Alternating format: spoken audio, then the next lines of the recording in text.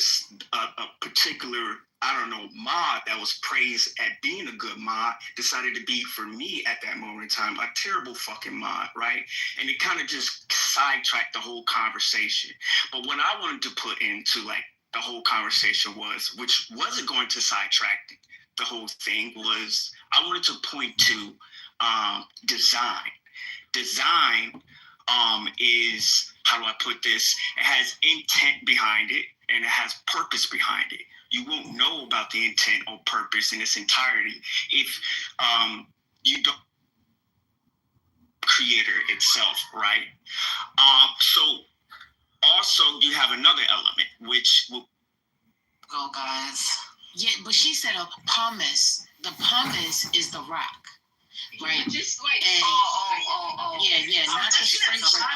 Yeah, it's not like she's cutting it away. It's just using the stone. If the callus looked like it was too much, she might not have wanted to go in and then cause it to open up. You know what I'm saying?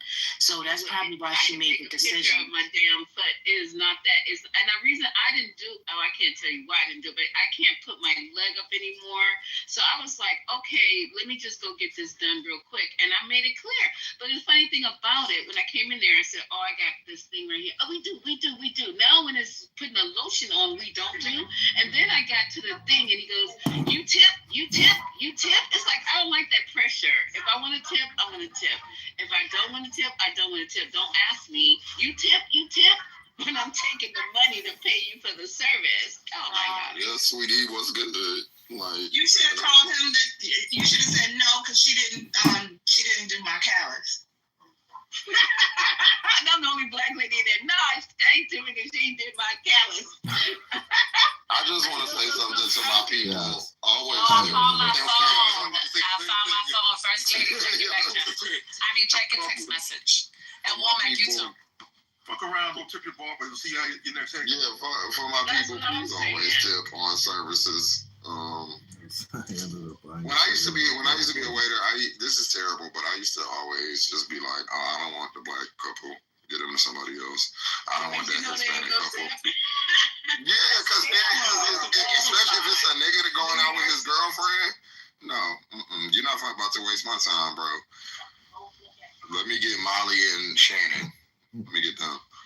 I literally had to stop my man from over tipping. I was like, that's just extreme. And they didn't do all that.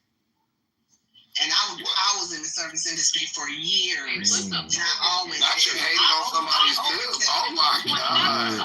Over tip. What is it? What is a normal tip that you guys? What is? If we went out for lunch or something, say it was 15%. Say it was like. So for my haircut, say if it was like $40, he would give them like $40 more. I'm like, that's hell, I love him. Oh, yeah, that's clever. Yeah, Lisa, like for my haircut, I typically tip like $5 or $6. That's it. How much is a haircut? 45. I tip my nail tech at least $25. Yeah, I see the motherfucking barber every week. Most people go every week. My mom restaurant. I'm dead. Geisha, it's niggas that do not. My bad, Patty, go ahead. At my mom's restaurant, I used to work over there. Oh, I still do sometimes when I go home, and somebody gave me $100, and all they got was like sushi, like 2 rolls. Nothing wrong with over tipping. Oh, we like that. I used to do it all the time. I was just wondering if he could even count. And like his ass is old, so he needs to start saving his money. Shit. Did he leave his phone number? He was just but you know, I bartended with a woman. So. Is your item in the bagging area? All right, so who's on the mic? Who's on the mic at the store?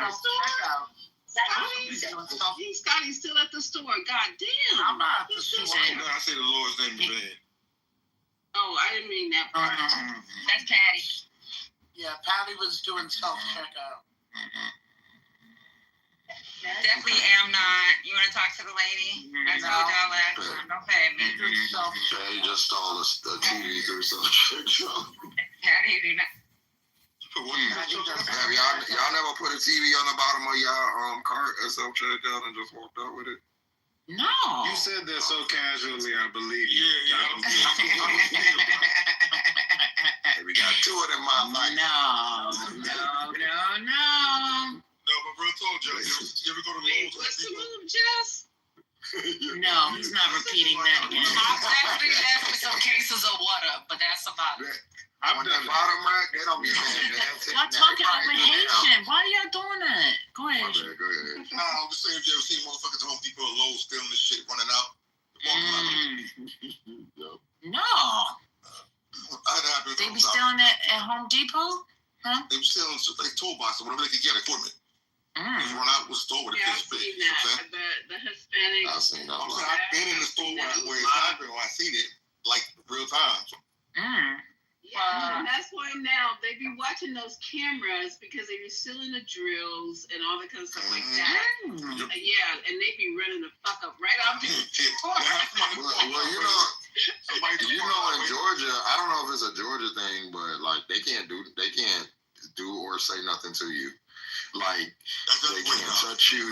They can't even walk out to the car. They can't even follow you outside and get your license plate.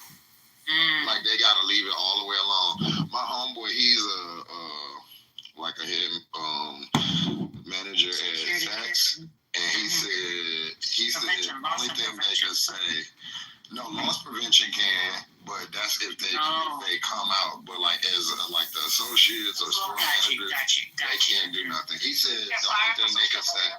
He said they can only say if they see like them stolen merchandise. He said they can say something like, "Oh, can I help you find some pants with that shirt?" Like that's the only thing they can say.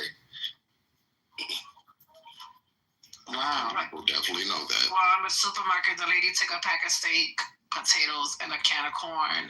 And they try to tack her down to the floor. I'm like, let that woman go. What the fuck? She trying to feed her family. Exactly. Like when it's food, I'd be like, yo, let them go, bro. Yeah, like you was stealing It's not that serious. It's not that serious. So I paid $74 today, y'all. And the only thing I bought was yellow rice, creamer, burrito taco kits, because I'm lazy.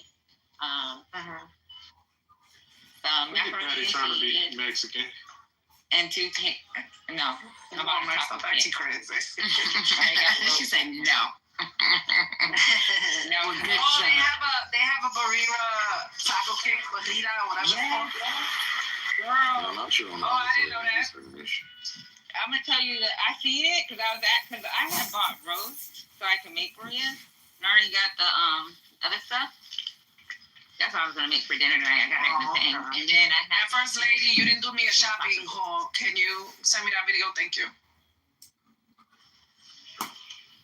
But yeah, it's by Old El Paso. First lady, you didn't hear me? Stop looking at me like that. To the nigga. Man, it look like this real female, You know what I mean? real down ass bitch. He bring everybody up with him. She gonna go get a ball player on his ass. Listen, what that nigga said? What he said? He bring everybody up with him.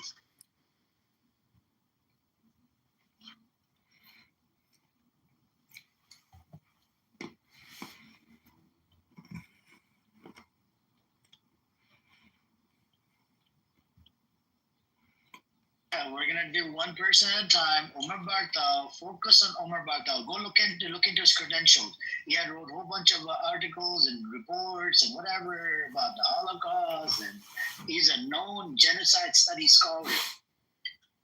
You know what I'm saying? And he wrote opinion piece in New York Times. He was given a chance because of his credentials to write opinion piece. What is a genocide? What is not a genocide? Literally, the fucking title of that article, it says, if it's a genocide when I see one. It says right here, I'm a genocide scholar. I know it when I see it. And look into the facts. Look into the statements. Look into the intent. Look into all of that shit.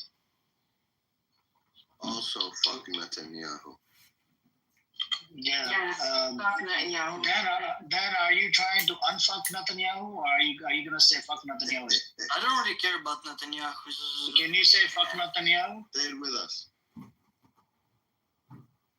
Give me a second. Hold on. He's not gonna say it because it's gonna hurt his feelings.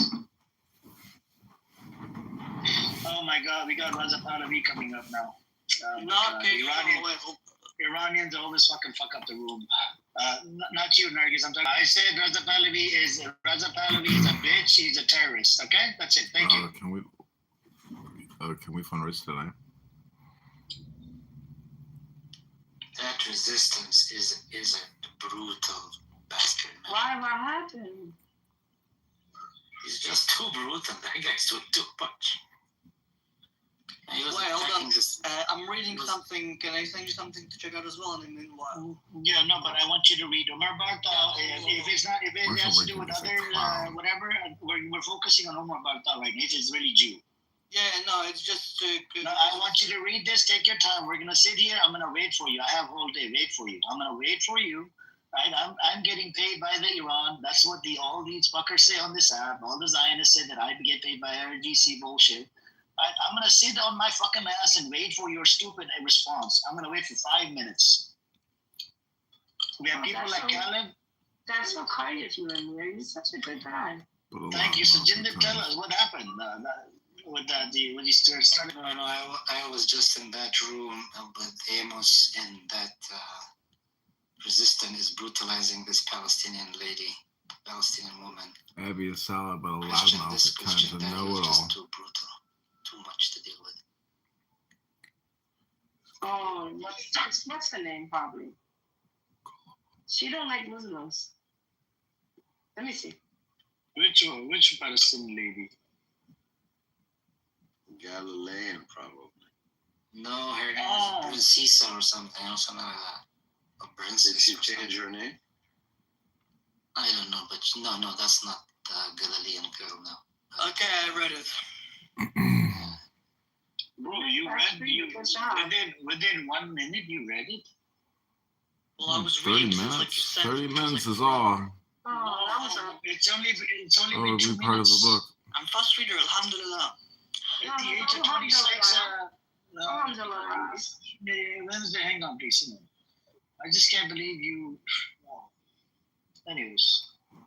Okay, I'm here. So, from what I understood, is that he's arguing that there is high destruction in Gaza, which basically qualifies for the whole or in part destruction as part of the Genocidal Convention.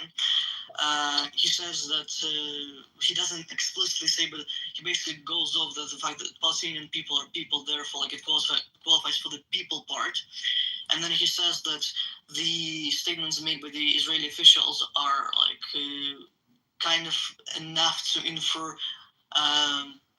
like something, but not exactly the high special genocidal intent to like do the thing. Mm-hmm. So and it goes into the intention as well. Did you read the intention part? 400 out of 600.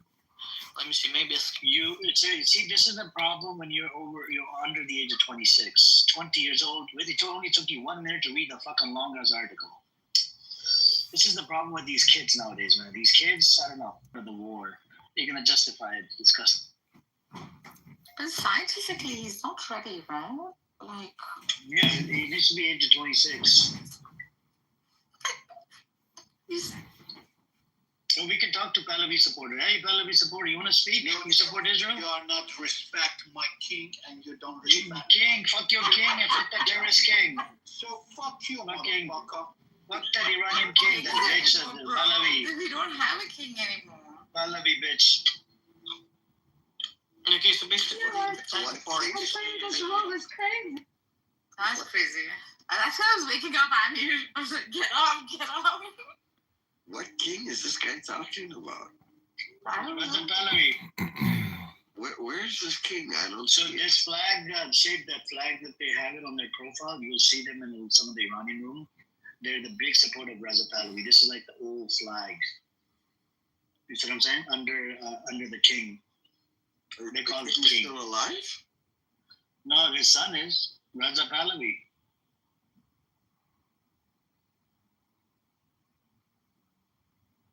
Was he a king of nobody? Like just in his basement? Like sitting on his lonely king's chair? I think he's going to be Dan's king. Dan, would you take him as a king, the guy that was just in here? Hell no. Keep in mind, Hell no. he'll do you dirty because he supports Raza Pahlavi. Amir. You didn't read it again. You didn't read it? You're not reading it. You're just skimming through it. Why do you want to be a debate, bro? It's so obvious. You're just a kid, man. You're just a child. You used to see it in the Dawa room. You know, remember in the Islamic Dawa room, some kids will come in. Yeah, they used to come in.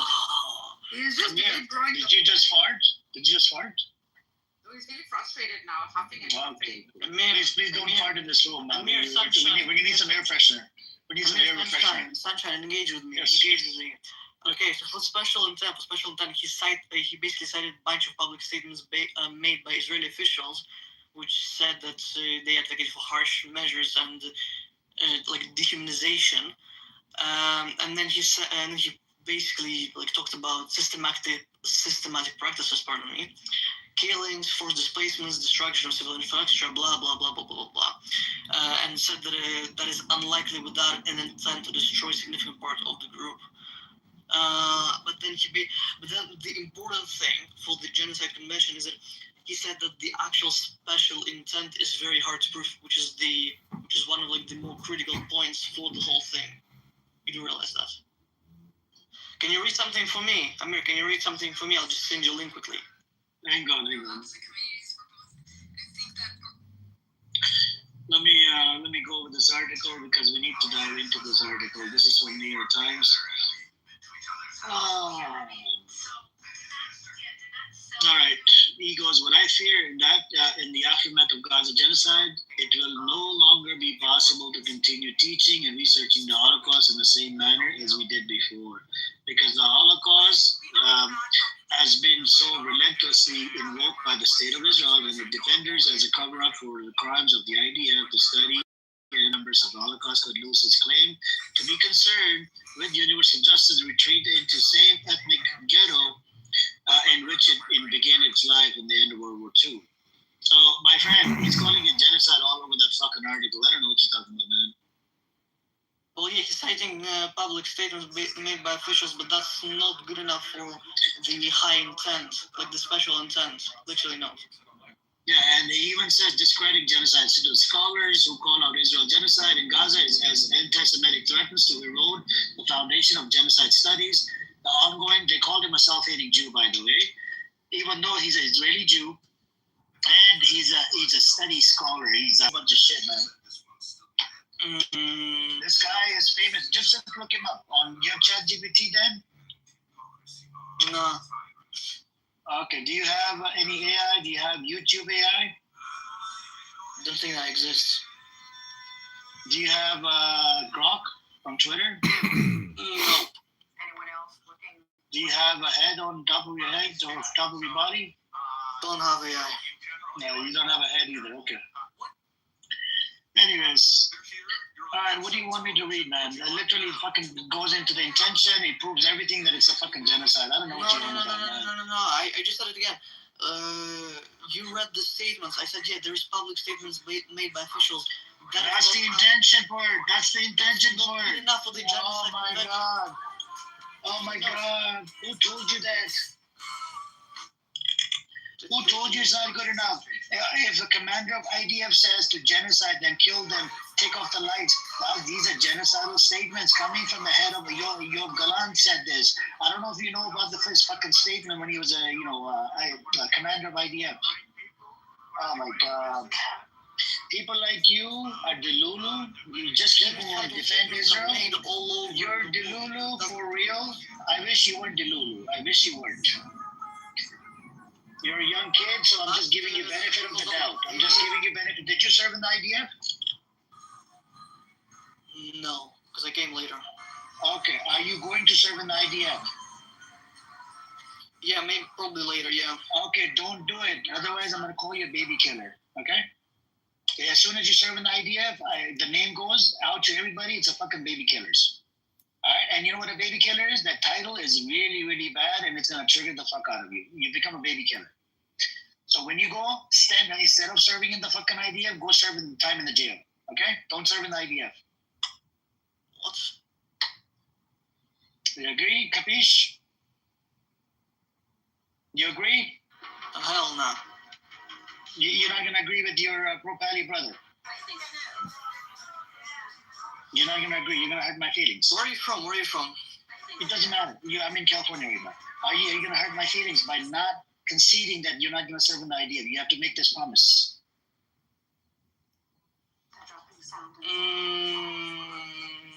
Can you go serve in the jail instead of fucking, or don't go back to fucking Israel? Go to Russia or something. Brother, Allah has assigned the Holy Land to me and my brothers. No, Allah has not assigned you shit. Allah subhanahu wa ta'ala has said, you have spread corruption on the land, killed multiple prophets, broke the covenant. This is mentioned in my book. And even in your book, you killed multiple prophets and did a whole bunch of crazy shit on that land. This is not a holy land. This is a man-made land by who? By fucking atheist, agnostic motherfuckers like Theodore Herzl, Ben Gurion, Eliezer Ben Yehuda, Jabotinsky. All of these founding fathers were the one behind it, creating the state. They were motherfucking atheists and agnostic. This is not, God did not give you this land.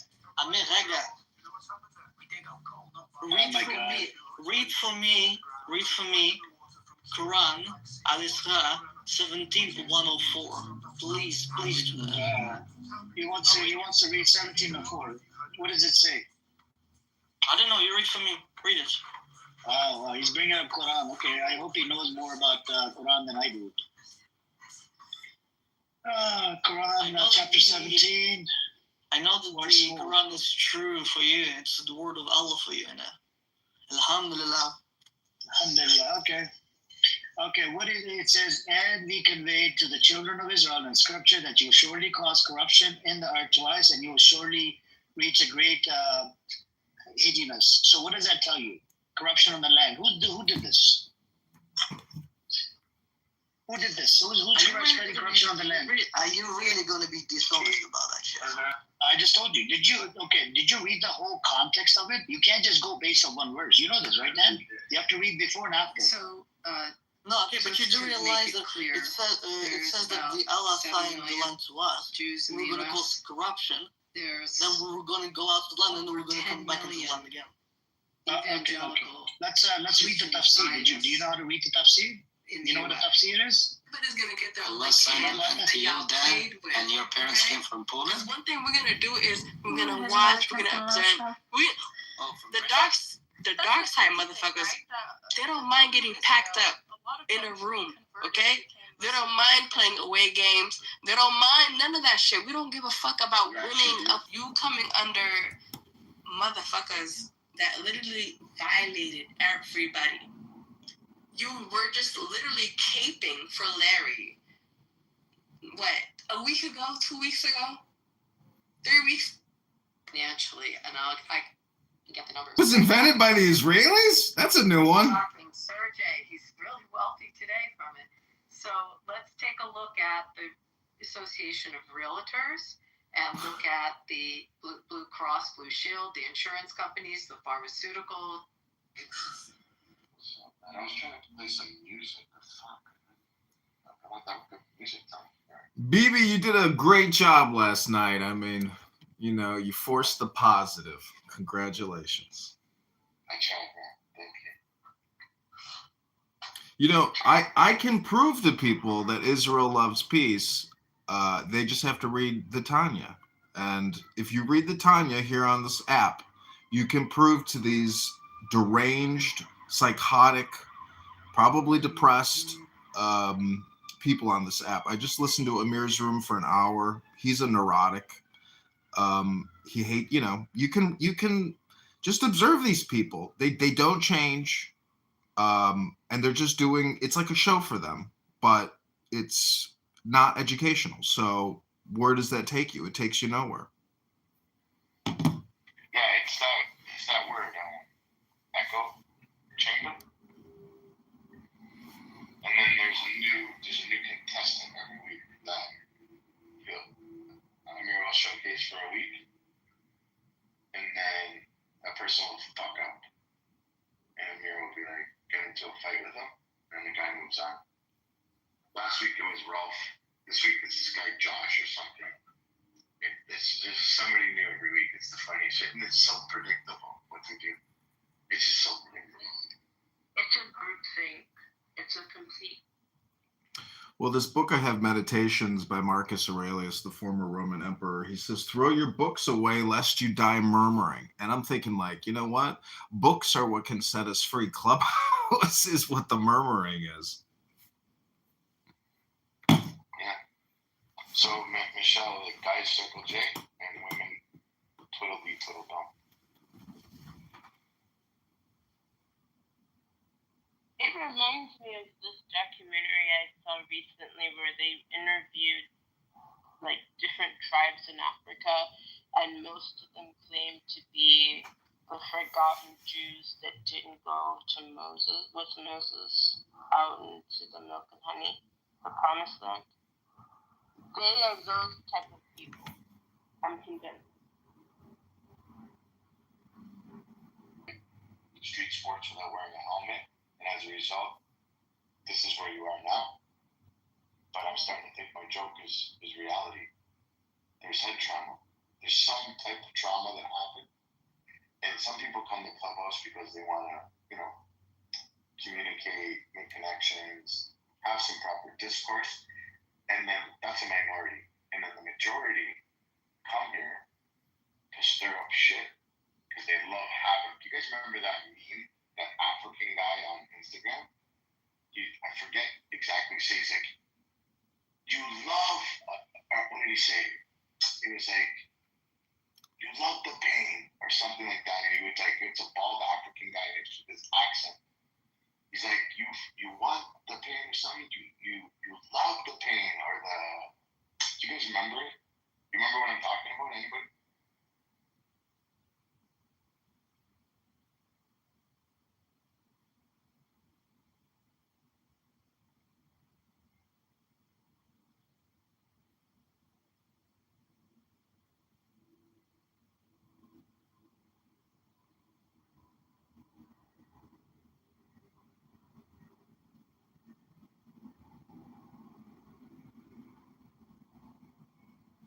Nobody remembers that guy on Instagram, Facebook, Twitter, TikTok.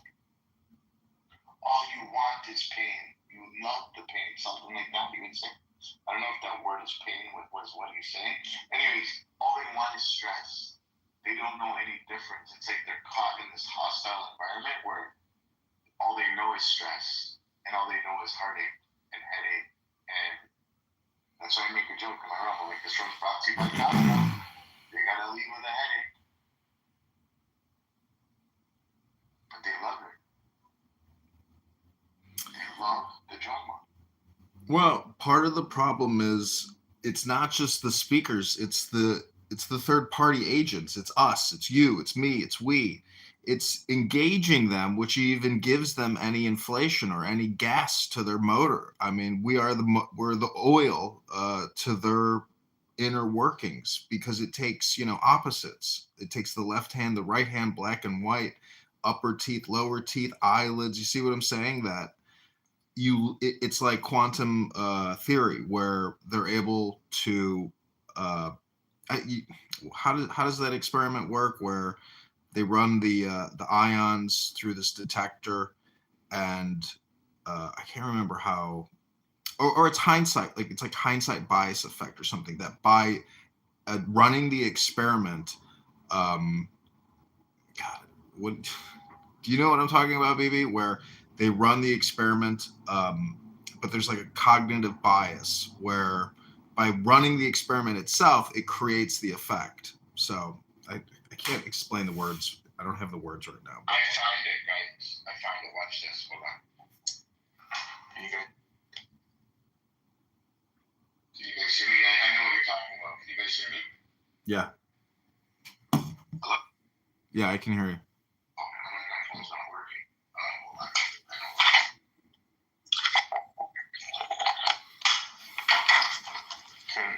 Can anybody hear me now, please? Yeah, we can hear you. Okay, so this, I found it. Here it is. I don't want peace. I want problems, always. That guy. That's Clubhouse. Yeah, exactly. That's the thing, is you have to work to create peace. You can't just that's the thing. It's like people either come here to create peace, or they do come here to relish in problems, create problems, stir the pot. But I know no better way to create peace than to read the word or books or Torah or wisdom. And people don't do that here. I think that's, I went out into the real world to get petitions signed for the upcoming March primary. And I encountered the same thing in the real world as I did here on Clown House. There are people who can't live in peace and want to create problems.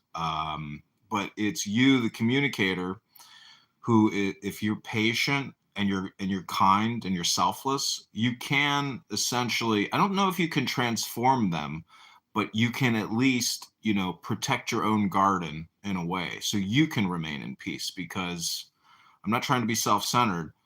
I want to tikkun olam, but at the same time, I say peace now, and that's where I want to be.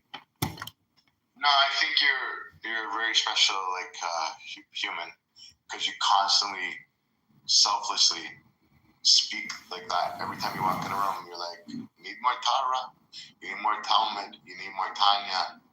Like, no, you say you need more Tanya and you need more Torah. And for those of you who aren't familiar, basically you need your book of faith. You need to shine, you need to be a little bit of light to spread out the darkness. And I think that's important, and not enough people are saying that. And I've picked up on what you were saying, and I try to do that now. I learned from that, and I thank you. So I try to do that in my rooms, and I try to spread a little bit of light, because it wards off so much darkness, and it's important. And that's why I'll do music rooms, or I'll talk, and I'll let people talk without interruption. And I know it may not solve anything, but I want people to actually listen instead of just talking. Yeah, this is we are talking through a program. This conference call is a program, and if you bring in another program into the program, aka Wisdom or Torah, you can modify this program, because it's all based on words. So it becomes a feature. It becomes a feature. Yeah, it's a feature program. Exactly.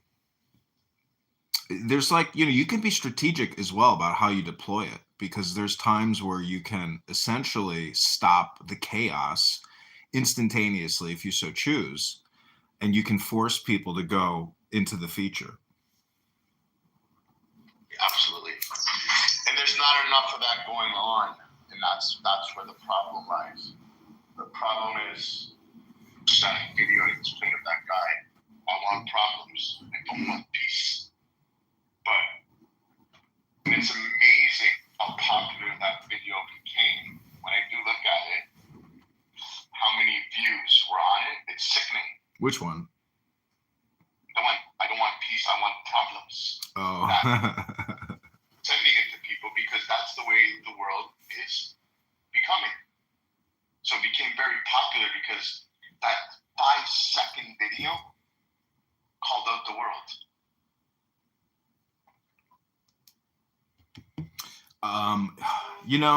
I gotta say, so I went to this farmer's market, and there's all these people that work on farms. They got children that work on the farms. Some of them are Mennonites, or they're German, I guess Mennonites. They're basically they're like Mormons, or not Mormons, Amish. They're anti-technology, big into action, big into farming. They don't have a lot of these mental health problems that a lot of people do, in generalized society, because their education and their whole life has essentially been, in a way, digital. And they're not reading. They're just looking at their cell phones. So my brother's very religious. He raises his kids religious. They don't have a TV. Mm-hmm. They don't listen to news. The kids go to Hebrew school, so they don't get indoctrinated by propaganda. And he said, and it's funny the way he said, I'm brainwashing my children. I said, you're brainwashing them. He said, yeah, he goes, you look at brainwashing as different, but I'll explain to you what I mean by that. I'm cleaning their brains to be pure. It is all programming. Your life is one long condition. You know, Trump, look at my PTR. Trump has conditioned many people, but many people rejected his conditioning. I'm just saying you can condition yourself. It's a choice, but you have to do work. And, you know, the secrets to life are in the hardest places to find or to, you know, to seek out. And really, it's a program. It's a feature. It's the book. And, I mean, I'm surrounded by books. I've got, you know, I don't know, a couple thousand books in my house. And I forced that situation. Yeah, I try to, you know, Clubhouse, because it is so dynamic and it's so much in the now. And there's such a milieu, you know, or a cornucopia of speakers. It is such a highly addictive app because from a filmmaker perspective and recording, I think it's really a great product that I'm creating. But you could look at it as an audiobook. Exactly. As a toxic audiobook. Exactly. Because it's my choice to what I want to listen to or what I want to, you know, ingest for my media diet. And I'm choosing Clownhouse, but in the morning now, just last week, I started reading books again out loud for about 2 hours every morning. And that conditioning that you can do in the morning for yourself is invaluable for your overall daily mental health, because you're filling yourself up with positive programming. And people on this app start their day out talking about the dumbest shit in the world. It's terrible conditioning. It's terrible programming.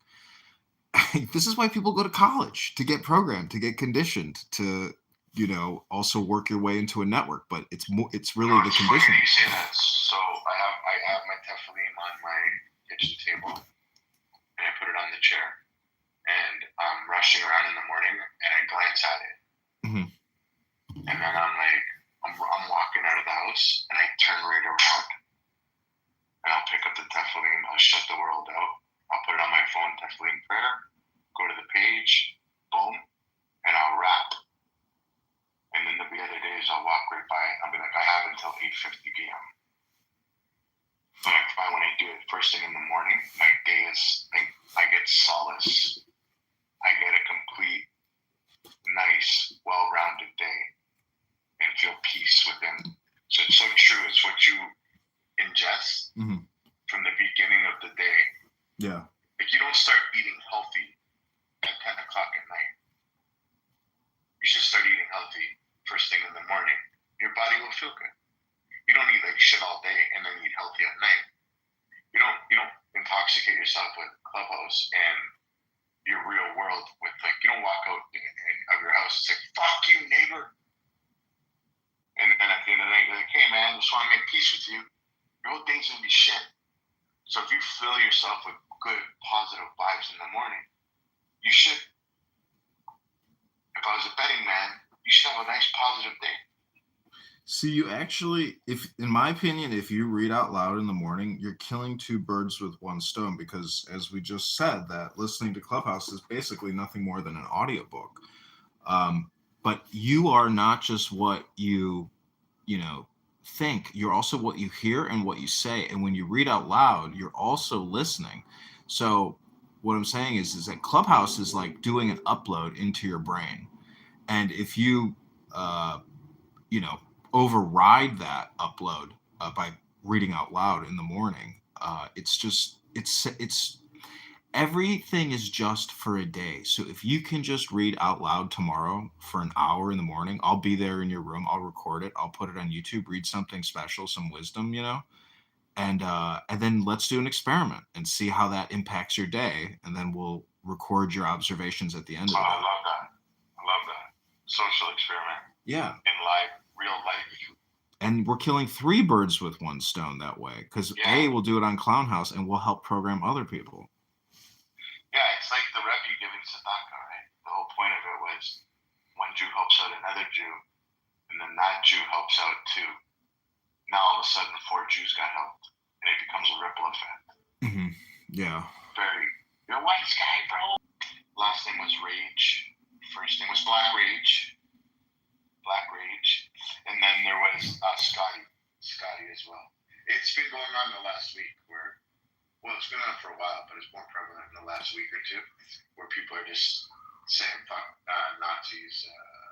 I wish, but I've heard it for the past 5 years. But I guess it's always been, but it's becoming more and more and more, where they're like, Hitler didn't kill enough. Nazis, didn't do enough jobs, or there's good Nazis. Like they're just so backwards, and they say they're sucking and blowing at the same time. But no, I agree with that experiment, and I would love to engage in that and read something short, because I find these long-winded things are no good. Something short, something sweet. Well, no, don't make it too short. You need at least a decent amount of programming. Try to read for 10 minutes. We'll do 10-minute rotations. When I first met you, I did not like you. I thought it was like in hindsight, I thought it was very difficult to communicate with you. But you know who changed my mind about you and reframed my way of thinking? El Normo. He said to me, he says, don't be so hard on Bibi. And I said, I don't know, and this is what he said. He said, Bibi's trying to be aspirational. Let him be aspirational. I was like, oh my God. I was like, you're right. I was like, why? That to me was like a really good reframe. I was like, why do I have a negative opinion about you? I was like, that's a me problem. So after he told me, he's like, let Bibi be aspirational, and I was like, wow, okay, you're right. Well, thank you. I owe Normal a huge help. What does it mean to be aspirational? To be himself, to be free, to say what's on his mind, to not judge his aspiration. That's what it meant to me. Oh, I see. So then a prime example is an aspirational goal might to become a renowned author, motivating someone to write daily and refine their craft. That's an example of it. And relating to characterizing by a strong desire and ambition to achieve something significant or ideal, often reflecting hopes, dreams, or goals that inspire personal growth or success. I see. Okay, that's clearer now. Well, thank you for taking me under your wing, John. And like today, whenever somebody was like, John's an idiot, I'm like, actually, John's very extremely intelligent. Then you spoke, and the guy shut the fuck up and listened, and I was like, wow, John came through like crazy right now. And the guy changed his whole tone with you, and he started listening. And it was actually, and then he asked you more questions. In my heart, I was smiling. Straight up, I was like, this is just awesome what just happened here. And I pointed it in the right direction. And I'm happy I did. How you doing, Seneca? Oh, I'm well. That should be a great day. Something positive. I know one thing positive about you, but I want to hear what you have to say. Well, one thing. Well, I got through. I don't know if it was really today, but I guess it fed into today. Okay, for one, I'm ashamed to say this, but I'm going to admit it. But at a certain point, I was missing my prayers. Right after I got scammed and the whole thing happened on Clubhouse, I was missing some of my prayers. Actually, not some, like a lot of my prayers. I would make it to the mat sometimes, but then there'd be sometimes I wouldn't make it. Right, and up until that point, like from the time I did my shahada, I never missed a prayer, not once. Like that was like my bare minimum. Like it was like the bare minimum I could do. Like in addition to that, I was reading the Quran. I was, studying fiqh, right? But I never thought that I could ever miss my prayers, right? And then it was humbling to see that at the end of the day,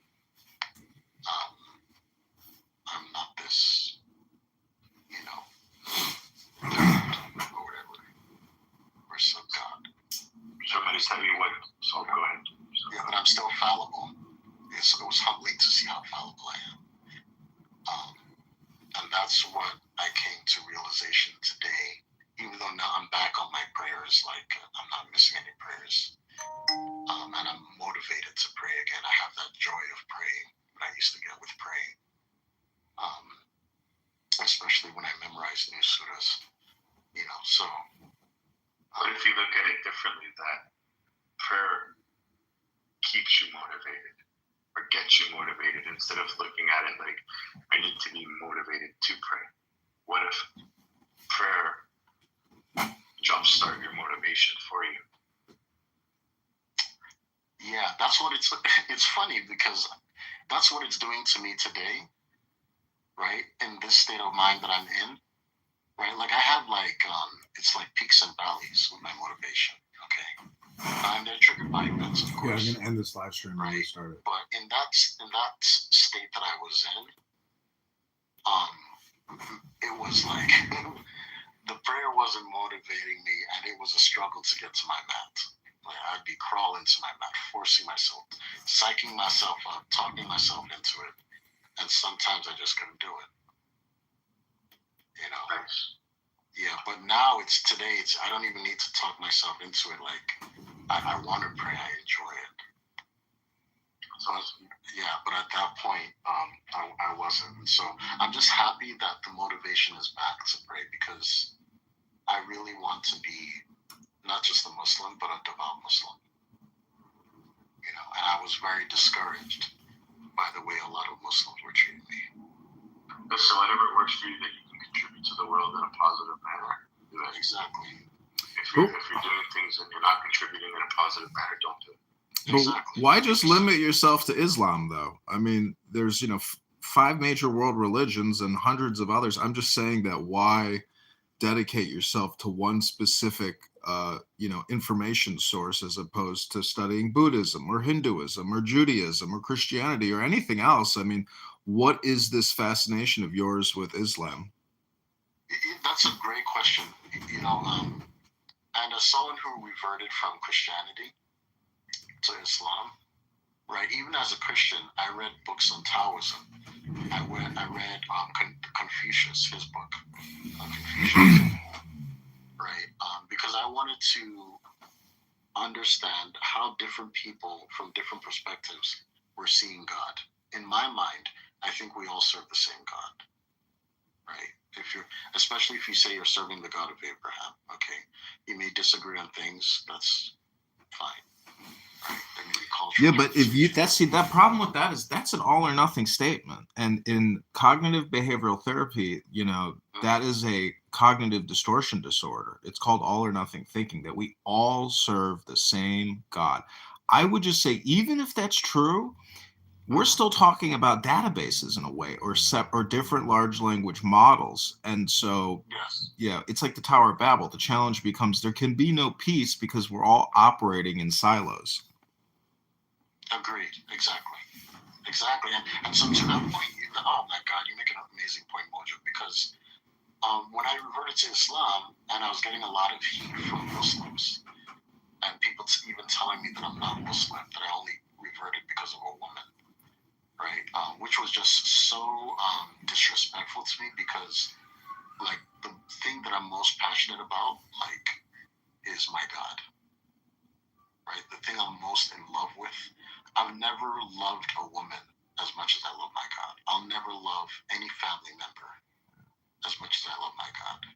So for someone to say that about the thing that is the most important thing to me in my life, I mean, there are a lot of things that don't trigger me on Clubhouse, but that one hit. That one hurt. Okay, I'm not gonna lie. Okay. And so I always tell Muslims, whenever I meet them, I always ask them, why don't you read they call it the Injil? Why don't you read the Torah and the Bible? Right? Because you know that those books, as I started to realize that I had outgrown it. I started coming to different spaces. But if you come back to teach people, to show them the enlightenment, you're a Buddha or a Bodhi. You're the Bodhisattva who returns to help other people achieve enlightenment. But I think only through intelligence can you probably get to that blessed state of divine understanding, and it takes work. Some people say it can be instantaneous, but I think I think until you know that it's stupid to road rage, you're still stupid. You haven't increased your intelligence enough. Exactly. Why are you yelling at another guy in a car that you've never met before? You don't know what he's going through, and you will probably never see this human being again. Why is it so important that he knows that you are upset? Right. Especially if he's not going to do anything about it. He's not going to say, I apologize. He's not going to, he doesn't have any intention of doing that. And you will never see this human being, you'll probably never see this human being again. Well, this goes back to, in my opinion, back to Israel-Gaza. A well-trained soldier and an officer is a gentleman. They don't go out and commit murder, but they will pursue justice and fight enemies to the death. And a ninja, a samurai, doesn't get emotional when he goes out on an operation. That's a distraction to his outcome and his goals. So part of education and training and discipline is the control of your emotions. And so many people are figuring this out. I mean, a lot of people have been discussing this for thousands of years, because an emotionally disequilibrated person who has no emotional, balance is going to lose the battle. It's like swordplay.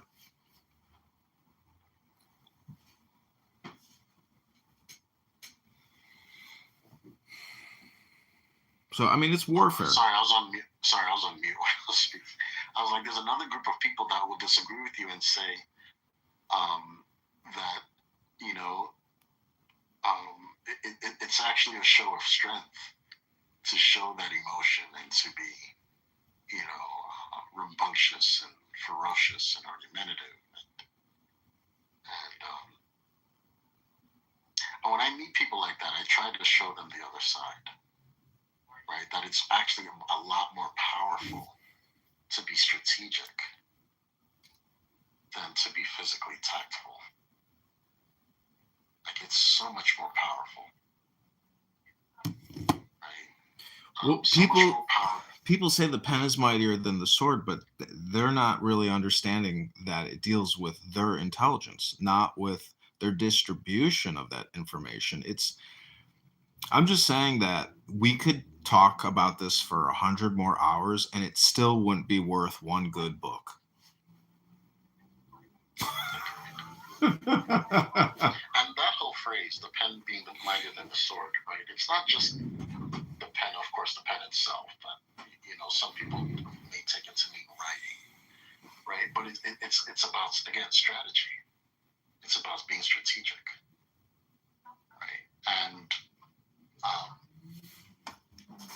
how strategy will always supersede and exceed any tactical efforts. It's just more impactful.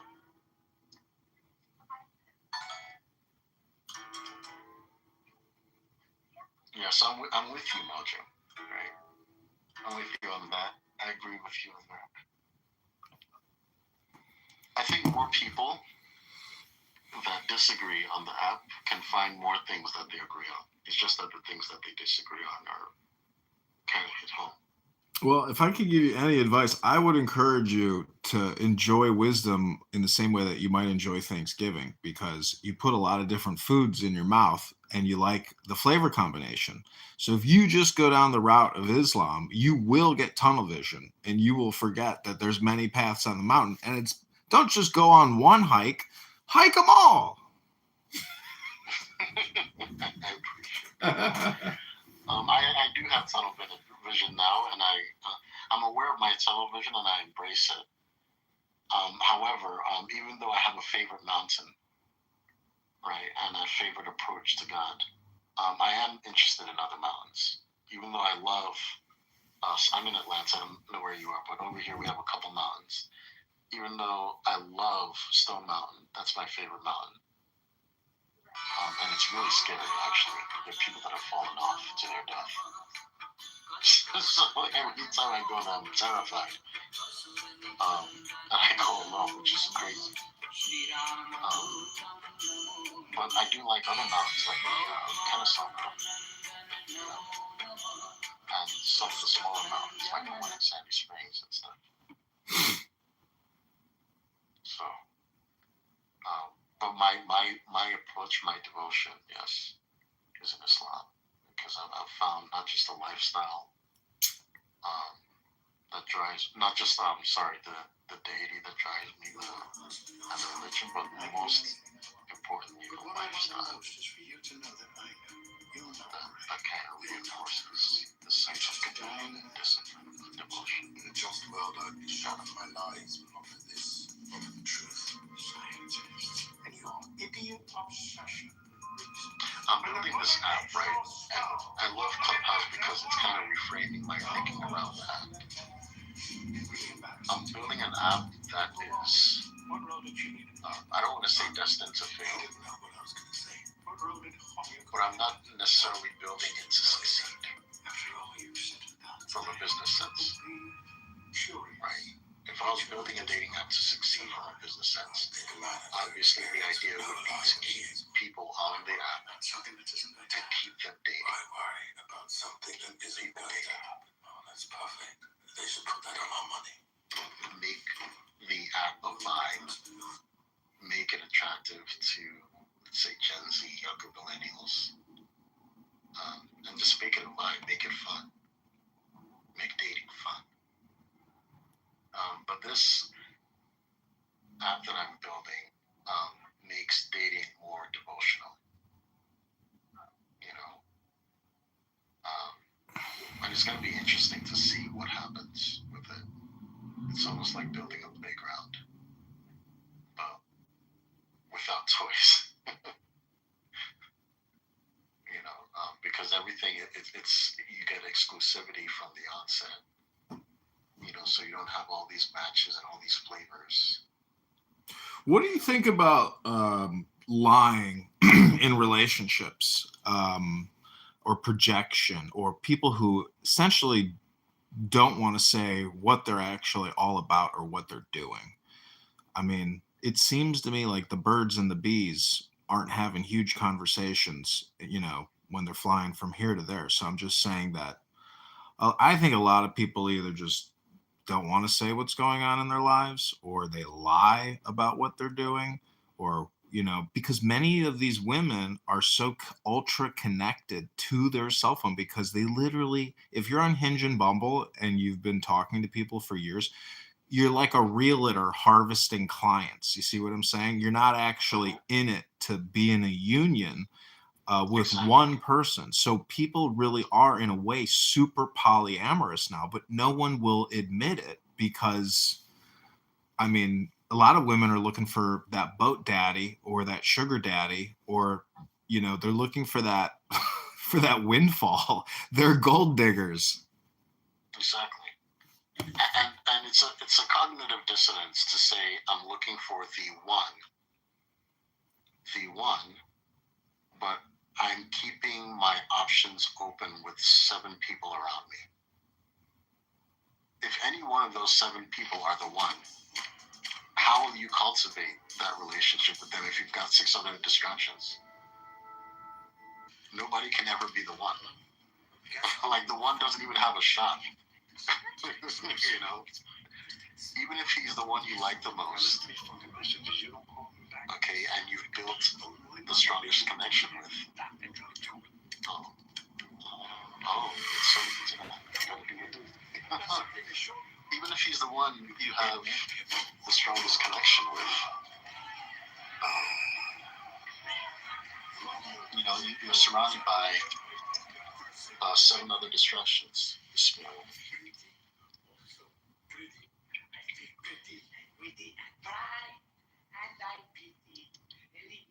Yeah, so yeah, you're right. I think it is very polyamorous, and that's why I'm creating, hopefully, one of the only monogamous apps where you only get one match. You know, you get one match until, like, you guys unmatch. You know, or the matches, And you're encouraged to have a phone conversation versus texting on the app. You know, so I don't know how people are going to feel about that. But my thinking is that there'll be a lot of people that will, that are longing for emotion and connection in a polyamorous world.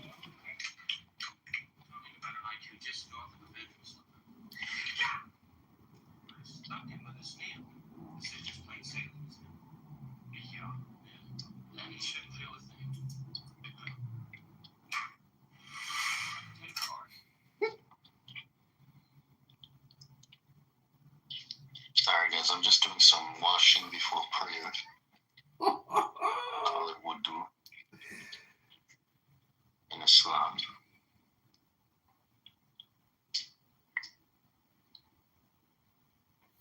Were you abused by a member of the Catholic Church? Well, I'm converting to Judaism, so I feel like different kinds of Scenes. I saw in a scene, I can't remember who it was, just last week in some movie on Turner Classic Movies, and the guy with him, it was The Harder They Fall. And Rod Steiger was acting with them. They were nose to nose acting, and Steiger was acting up a storm, and Bogart wasn't doing anything, and it was just great. He was just, there was no acting at all. He's just coasting on his personality and talking, and it was just magnetic and just wonderful. The other guy's doing stuff that nobody in life ever does. Nobody talks like that. Nobody carries on like that. But so your advice to kids getting into the business is coast on your personality. It's do less. If I've given one direction more than any other in my whole life to actors, it's do less. So when you did decide to have a surrogate, shall we call that, play you, because there are parts you could have played. Oh yeah, sure. And you chose John Cusack, or you chose Kenneth Branagh, or you chose Mia. What went into why? Like, why did you some of the time say, I'm going to do it, and then some of the time say, I'm going to have a surrogate deliver this baby? I don't think I ever had a surrogate when I could have done it. I mean, I don't think I could have. I don't think I could have played. These are great actors you're talking about. Cusack's wonderful, and Kenneth Branagh's wonderful, and they were much younger than me. I couldn't have. If I could have done it, I would have done it. I always would do the part that I could do, but I aged out of it. I just when I started to realize that I was not going to be the love interest anymore, and I started to think, you're the love interest in your life. With all the craziness and the Kafka-esque nonsense you went through, and I don't defend you because I'm a fan, although I plainly am, although you've also made some turkeys, that's true. But you could be the worst filmmaker. I defend you because I don't like witch hunts. They're bad for society, they're bad for people, they're wrong, they're immoral. That's why I do it. Not because I'm a fan. I'm sure. Your persona is much more socially engaged, much more politically engaged. So an issue, you would engage the issue on the merits of the issue. Yes, and I see a connection between a lot of where the left went that I did not like in recent years and this kind of case, this kind of moralizing, this kind of bullshit, standing apart from the facts, just wanting to look like we're the good people and we shun this person and this person is canceled and that kind of stuff. I don't like it in any of its dimensions. Look, I always say about these cases, if you're not in the room, just don't say to me, I know. You don't know. I don't know about you. Nobody knows except you. I would just say that of all those kind of cases, the preponderance of evidence on the one side makes it just... Okay, I'm going to read from the Zohar. Have you ever heard of this book, Seneca?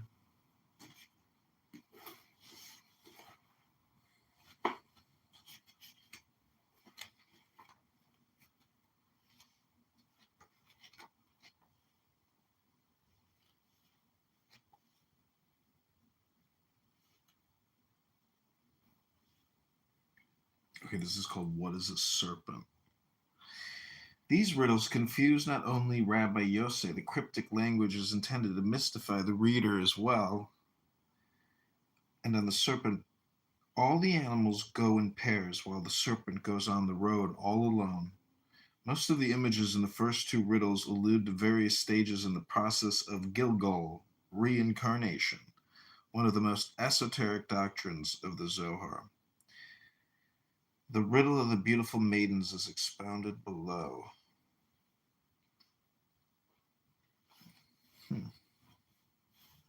These are all the notes to the different pages. Okay, this is the glossary. Aleph, the first letter of the Hebrew alphabet, the beginning of divine and human speech. Aleph, Baal Shem Tov, master of the good name. Title of Israel, son of Eliezer, charismatic founder of Hasidism, 1700 to 1760. The Baal Shem Tov. Bahir, Sefer HaBahir, Book of Righteous, Book of Brightness. An early Kabbalistic work cited in southern France in the late 12th century, the Bahir. Bina, understanding the third Sephirah, the Divine Mother who gives birth to the seven lower Sephirah. Blessed Holy One, common rabbinic name for God. In the Zohar, it is often associated with Tiferet, Blessed Holy One. Din, judgment, the fifth Sephirah, the left arm of the divine body, counterbalancing Chesed, the roots of evil lie here, also called Gevurah. Din, judgment. Ein Sof, there is no end, that which is boundless, the infinite, the ultimate reality of God beyond all specific qualities of the Sephirot. Okay, I'm going to change the title to Jewish Glossary.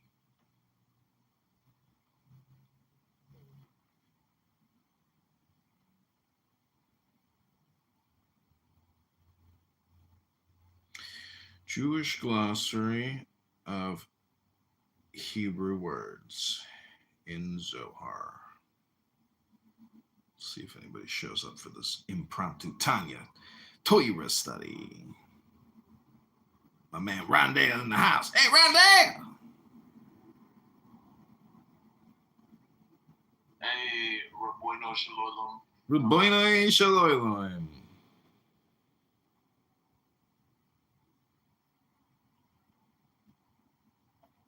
Okay, I hope you enjoyed this impromptu Hebrew study. Here we go. I need to get water, though, real quick.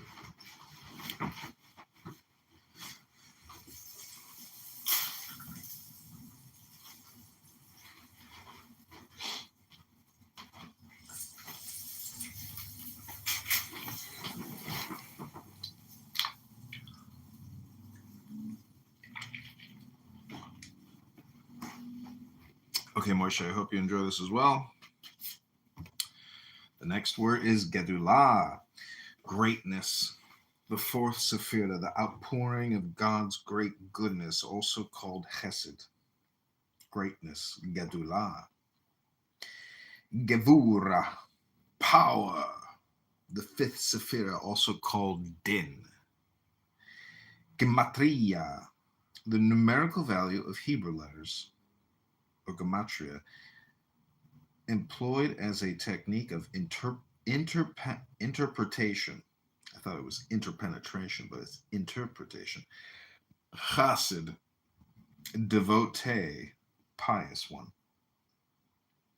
Hasidism, popular religious movement that emerged in the second half of the 18th century in Eastern Europe. Hasidism. Chesed, love, the fourth Sephirah, the right arm of the divine body counterbalancing Din, also called Gedulah.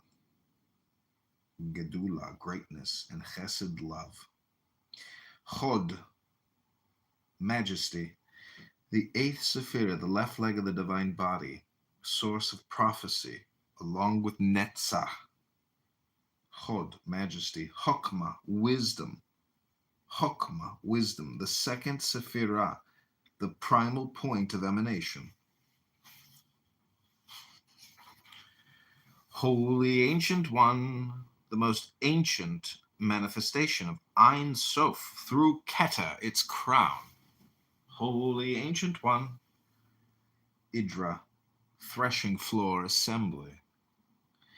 Idra Rabbah, the great Idra, a description of the gathering of Rabbi Shimon and the comrades at the threshing house where secrets of God's inner being are expounded, threshing out the secrets of Zohar.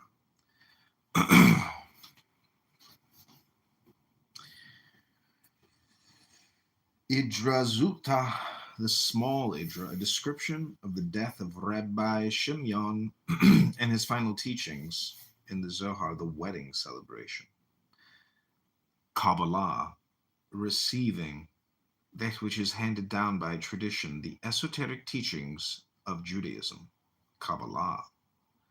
Keter, crown, the first Sephira, co-eternal with Ein Sof, also called Ratzon, divine will, and Ayin, nothingness. Malkut, kingdom, the 10th Sephirah, administering divine justice to the lower worlds, also called Shekinah. Malkut, kingdom, Shekinah. Mat Nitin, our Mishnah, short pieces scattered through the Zohar. Most of them appear as utterances of a heavenly voice urging the comrades to open their hearts to the mysteries. Menorah, candelabrum of 7 branches, a prominent feature of the Mishkan. Mezuzah, parchment scroll affixed to the doorpost. Mezuzah. Midrash, plural midrashim, legal or homiletical interpretation of the Bible. Midrash, a collection of midrashim, the midrashic literature. Midrash ha-ne'alam, the concealed midrash, the esoteric midrash, the earliest stratum of the Zohar. Mishkan, God's dwelling in the desert, the tabernacle constructed by Moses and the children of Israel. Mishnah, collection of oral teachings redacted, arranged, and revised around the beginning of the 3rd century by Rabbi Judah Hanasi, the earliest codification of Jewish oral law. Mishnah. Mitzvah, by extension, good deeds. Netzah, endurance, 7th Sephira, the right leg of the divine body, source of prophecy, along with Hod. Nishmato Eden, may his soul abide in the Garden of Eden. Oral Torah, the interpretation of the written Torah. In Kabbalah, a symbol of Shekinah. Oral Torah.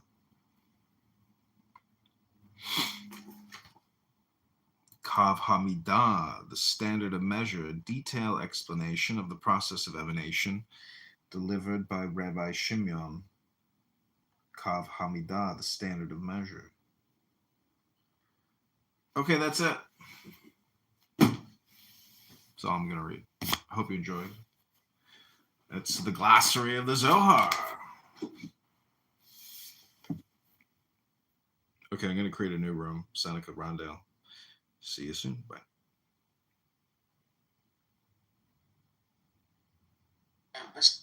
Gaza. I didn't know.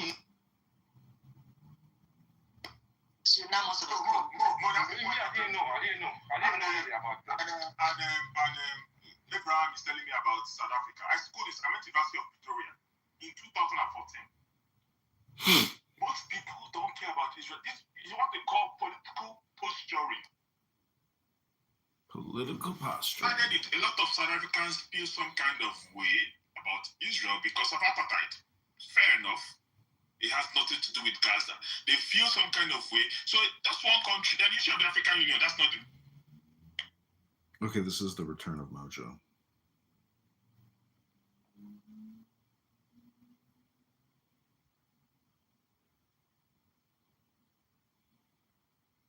My man Brian there. Welcome back to the Return of Mojo. We are live and we're going to keep studying. We're not going to listen to all these people practicing English on here. No. We are going to read a book. This is the Return of Mojo. Look at all those bots that just come flying in. The Return of Mojo. Rondell, you coming up? And Rondell, have you contributed to the campaign yet? I think the link is in my profile. You know, I know you do a lot of day trading, but $100 will help us get, 50 signatures. So please consider contributing now. I have a lot of work to do on the campaign, but we're going to do a little Toyra study here. A little Toyra study.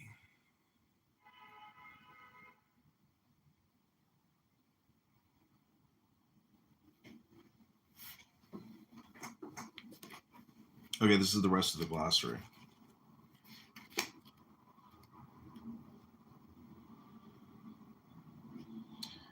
Ra'aya Mahimna, the faithful shepherd, an early imitation of the Zohar, so successful that it was printed as part of the work. It expounds the mystical significance of the mitzvot. The Ra'aya Mahimna.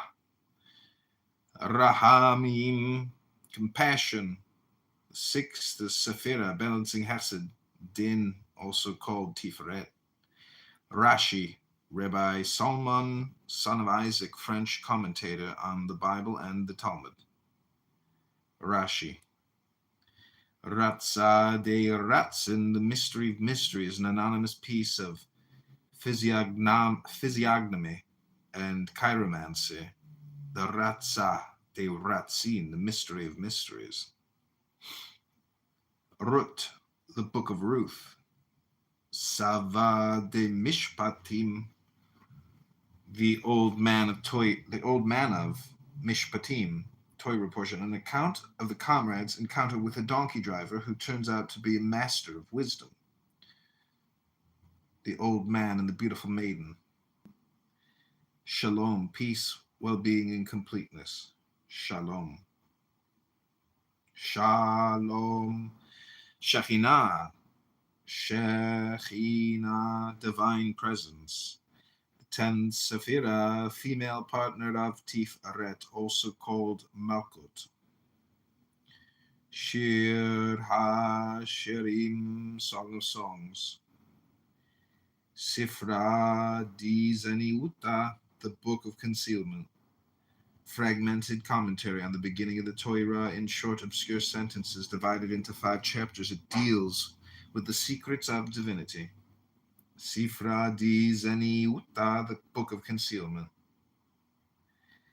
Sitrei Torah, Secrets of Torah. Pieces of verses from Genesis, printed in separate columns, parallel to the main text of the Zohar. They contain allegories of the soul and secrets of the divine and demonic. Sitrei Torah, Secrets of Torah.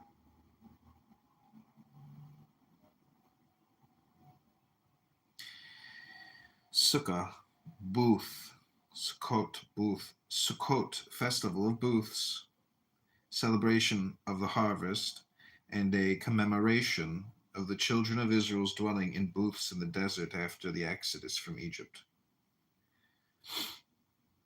Talmud, the body of teaching comprising commentary and discussions on the Mishnah from scholars of the 3rd to 6th centuries. Talmud. Targum, translation of the Bible into Aramaic. Targum, translation. Targum Onkelos, a Targum on the Torah, composed by a proselyte named Onkelos in the 2nd century. Targum Onkelos. Tav, the last letter of the Hebrew alphabet. Tav. Tiferet, beauty. The 6th Sephirah, male partner of Shekinah, trunk of the divine body, also called Racham. Tikunei Zohar, embellishments on the Zohar. Oh, hey, Dawn. I'm reading what's called a book. Embellishments of on the Zohar, an early imitation of the Zohar, a wide-ranging commentary on the first portion of the Torah, Tikkunei Zohar. Torah, teaching. The first 5 books of the Bible, by extension, all religious teaching. Torah. Tosafot, collections of comments on the Talmud and on Rashi's commentary on the Talmud, composed between the 12th and 14th centuries in France and Germany. Tosafot. Tosefta, addenda, short pieces scattered through the Zohar. Most of them appear as utterances of a heavenly voice urging the comrades to open their hearts to the mysteries. Tosefta. The world that is coming, see above, and notes to Korban and Olah. Written Torah. First 5 books of the Bible. In Kabbalah, a symbol of Tiferet. Yanuka, the child. Yanuka. Yesod, foundation. The 9th Sephirah, who channels the flow of emanation to Shekhinah, also called Zadik. Yesod, foundation. Yah, short form of Yahweh that appears in poetry. Yah.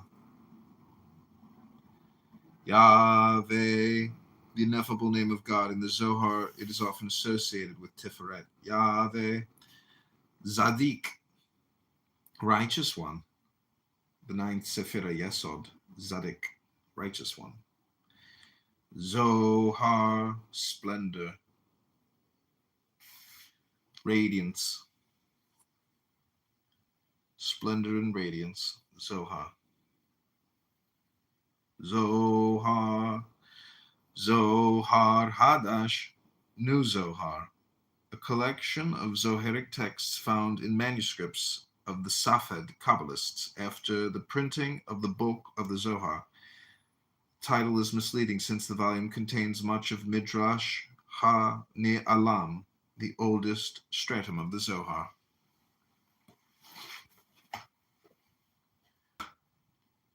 I liked the Zohar. I'm gonna block this coach. It's fucking spammers. That guy is a scammer, Coach David Lucas. Yeah, pathetic.